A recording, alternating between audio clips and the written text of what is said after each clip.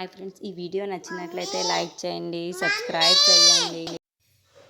శౌర్య దీప దగ్గరికి వచ్చి దీపను గట్టిగా హక్ చేసుకుంటూ ఉంటుంది. ఇంతలో అక్కడున్న దీప మాత్రం అమ్మ శౌర్య అని చెప్పేసి తనను ముద్దు పెట్టుకుంటూ ఉంటుంది.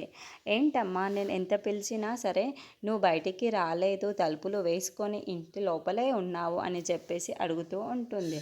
ఆ మాటలు వినగానే అక్కడున్న శౌర్య మాత్రం బూచోడు వస్తాడంట కదా అమ్మ, నన్ను తీసుకొని వెళ్తాడంట కదా అని చెప్పేసి అంటుంది.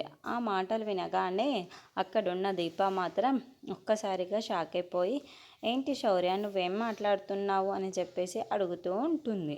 ఆ మాటలు వినగానే అక్కడున్న శౌర్య మాత్రం, అవును, ఆ బూచోడు వస్తాడు, నన్ను తీసుకువెళ్తాడు, అందుకే నేను లోపల బీరువాలో దాక్కొని ఉన్నా, ఇప్పుడు మీ మాటలు విని బయటికి వచ్చాను అని చెప్పేసి అంటుంది.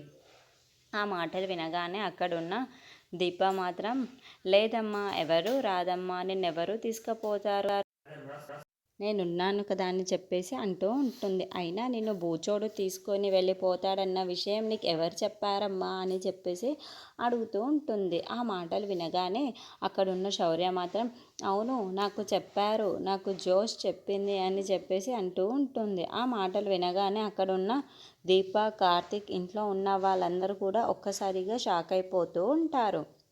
ఏంటి, జోష్న చెప్పింది నీకు అని చెప్పేసి అంటూ ఉంటుంది.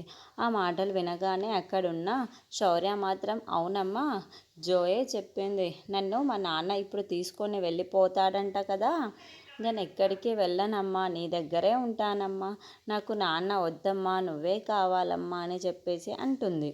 ఆ మాటలు వినగానే అక్కడున్న దీప మాత్రం చాలా బాధపడుతూ, అమ్మ శౌర్య, నువ్వు ఎక్కడికి వెళ్ళవు, నా దగ్గరే ఉంటావు, నేనెవ్వరూ తీసుకోపోలేరు, నేనే నిన్ను నా దగ్గరనే ఉంచుకుంటాను అని చెప్పేసి అంటూ ఉంటుంది. ఆ మాటలు వినగానే అక్కడున్న శౌర్య మాత్రం, అవును, నేను ఎక్కడికి వెళ్ళను, ఆ బూచోడు దగ్గరికి అసలే వెళ్ళను, నాకు చాలా భయం వేస్తుంది వాడిని చూస్తేనే అని చెప్పేసి అంటూ ఉంటుంది.